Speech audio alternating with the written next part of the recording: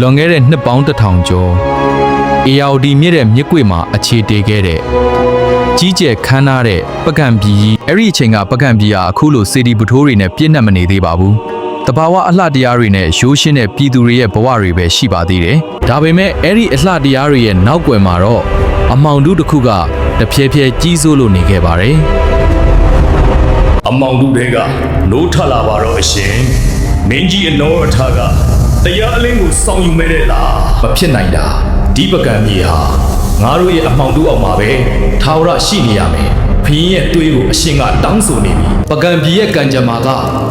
ငါတို့လက်ထဲမှာပဲရှိတယ်မင်းကြီးအနောအထာ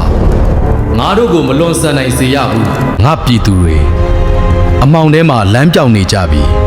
ဘတော်မှာငါတို့စီကိုအလင်းတရားရောက်လာမှလဲပကံပြည်ရဲ့အပြောင်းလဲကဒီတောအုပ်လေးထဲမှာစတင်ခဲ့တာပါစစ်မှန်တဲ့တရားအလင်းကိုမင်းကြီးအနော်ထာစတင်တွေ့ရှိခဲ့တဲ့အချိန်ပေါ့အရှင်ကျွန်တော်ကလမ်းပြတော်မူပါမင်းကြီးအမှန်တရားဆိုတာဓာတ်နဲ့တိဆောက်လို့မရဘူးမိတ္တာနဲ့တရားတော်နဲ့သာအမြဲတည်တတ်နိုင်တာပါတို့ပကံပြည်ရဲ့အနာဂတ်ကတို့လက်ထဲမှာပဲရှိတယ်မင်းကြီးအနော်ထာအတွက်တို့သွေးနဲ့ချွေးကိုရင်းဖို့အသင့်ပဲလားအသင့်ပဲကျွန်ုပ်ကြံစစ်သား